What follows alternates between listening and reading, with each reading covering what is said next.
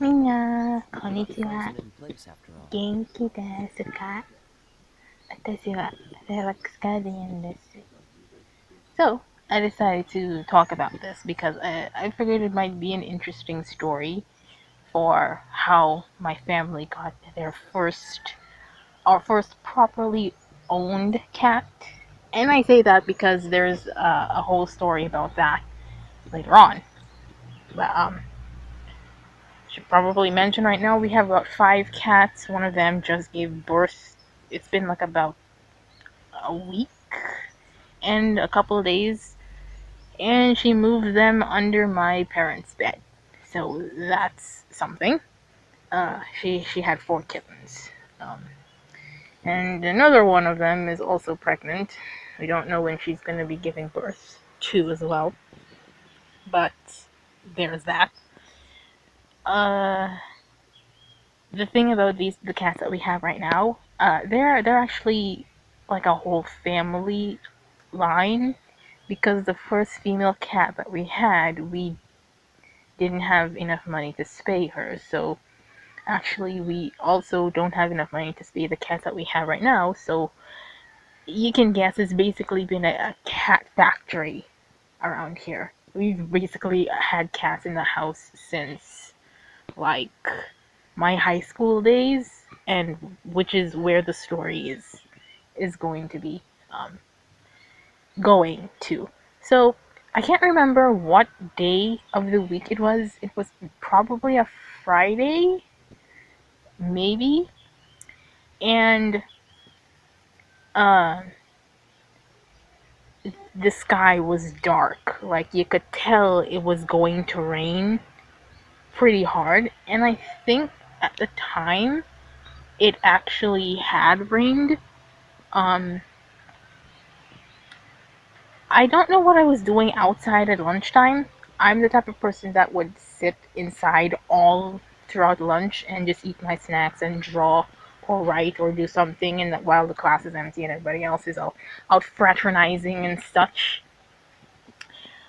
I was outside for some reason, and my younger sister was there because she was also in my same high school. She actually followed me to my high school. Um, we basically did our entire school life together. We went to kindergarten, the same primary school.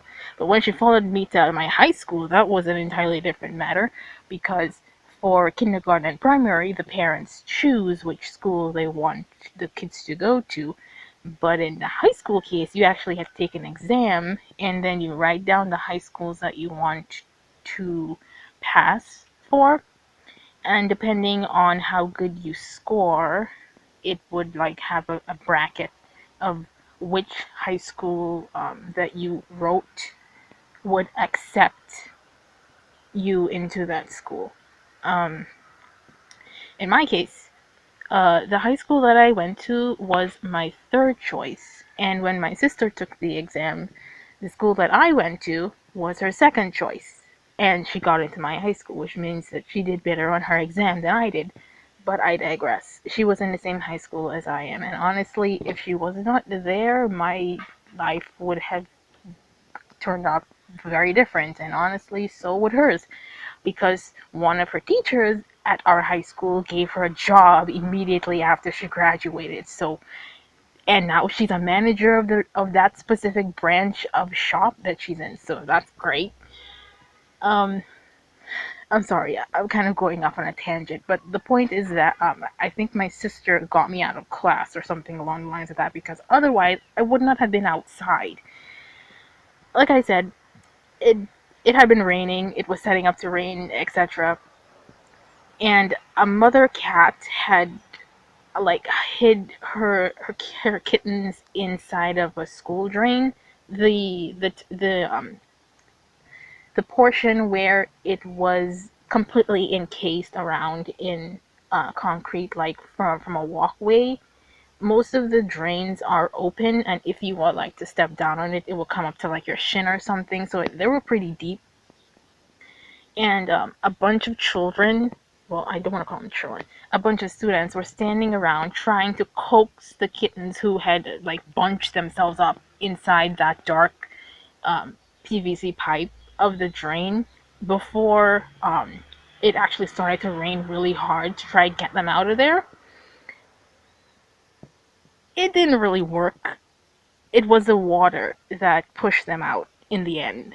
Um, because it actually started raining pretty heavily, and one by one the kittens could not stay inside the drain anymore because the water came flooding out, and um, we no, I want to call they went into the drains and whatnot and grabbed four of the kittens.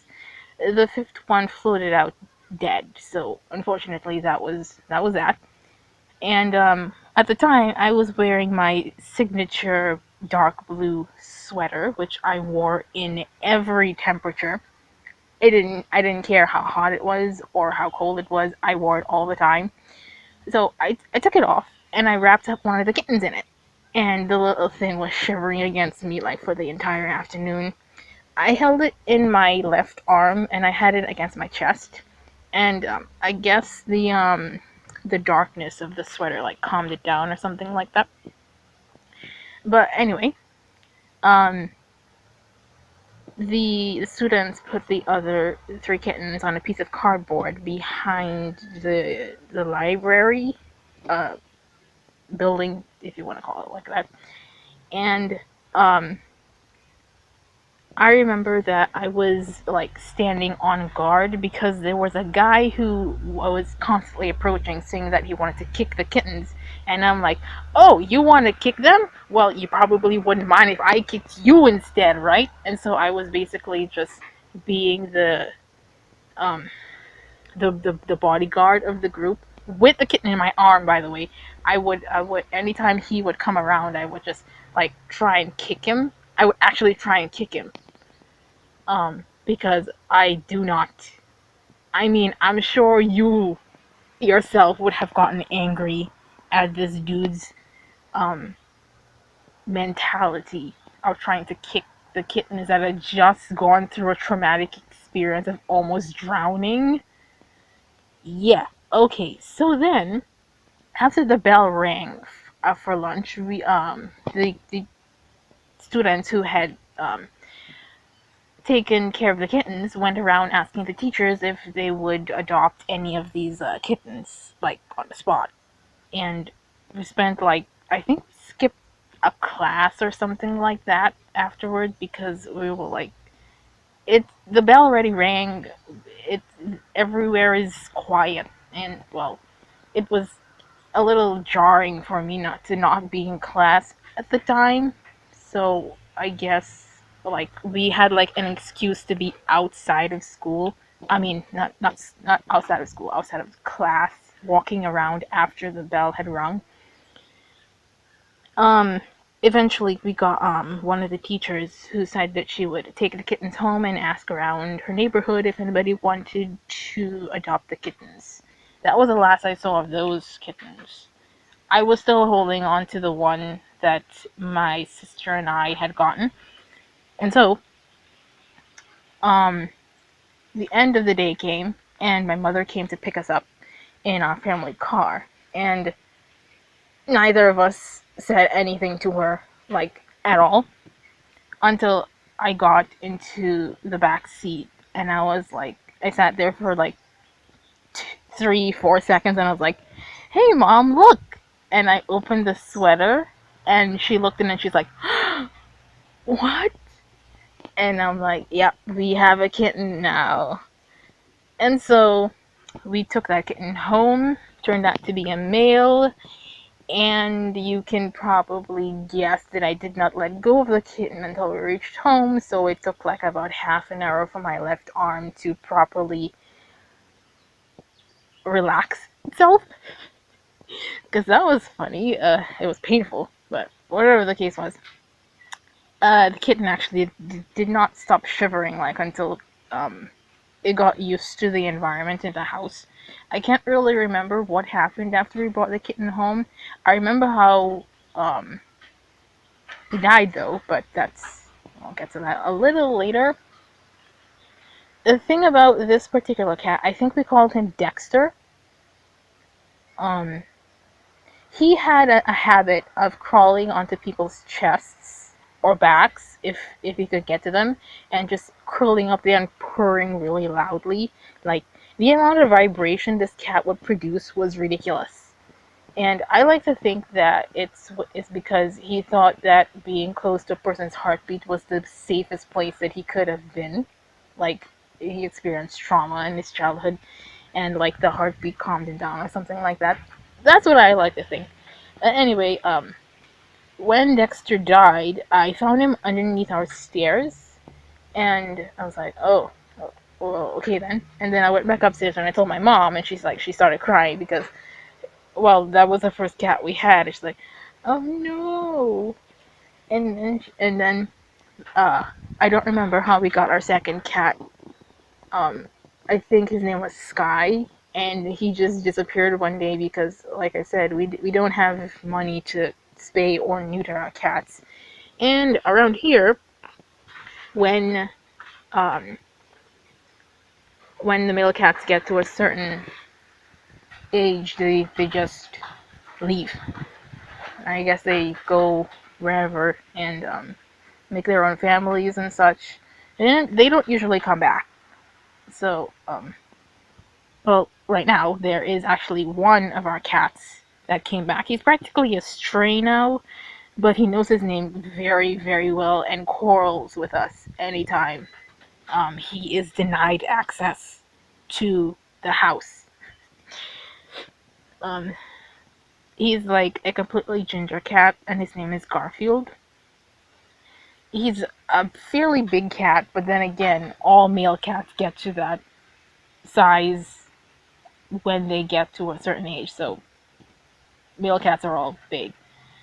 So yeah, the first cat that like I said, the one that Dexter was the first one that we properly owned. There was actually a cat before that my family was taking care of, but she never came into the house.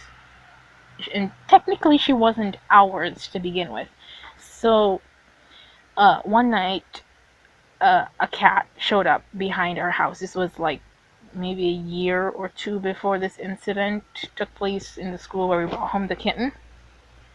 And we would start feeding her and giving her um, love and whatnot, but she never actually came inside the house, and I don't know what happened to her. Oh wait, no, I'm fairly certain that was Penelope. My aunt adopted her, I believe, and she gave birth once, no, twice, and then I think she either got spayed or died. Um, from her second litter, only one of those cats are actually still around right now, and that was like 5, 6 years, probably a little longer. Um, yeah, so my dad recognized the cat the next day, and he called the people who owned this cat that we were taking care of at the time, and it turns out that they had moved. Like, they had packed up all of their things and moved out of the neighborhood the night before, and they had the cat in the car, but then the window went down and she jumped out of the window, and well, they couldn't come back for her, so she was essentially not just a stray, but at least like she knew what inside a home felt like or something like that. So yeah, technically the cat wasn't ours, we were just taking care of it. I mean, her. And yeah, that was something. um when we brought the kitten home, we had dogs at the time, so I wasn't really sure how my family would react to it. But then again, they were in a cage downstairs, and the cat would mostly be upstairs. And I tell you, when Dexter grew up, he would torment those poor dogs. He would walk up and down in front of their cage, and the dogs would smell him, and they would bark their heads off. And then I would have to like go downstairs and tell him to move away from the cage. Uh, oh well. Both of our dogs are gone now. And Most of the cats are also either dead or disappeared somewhere. Honestly, I think that most of them are dead, been poisoned by somebody somewhere. Our neighborhood doesn't particularly like stray animals, so it's something that's pretty rampant here. It's pretty normal. So that's all I wanted to say. Um, if you guys remember the first time you ever like adopted or bought a pet, well, let me know in the comments. I think it would be fun for other people to listen to and such. So um I will see you all in my next video whenever that may be. So sayonara.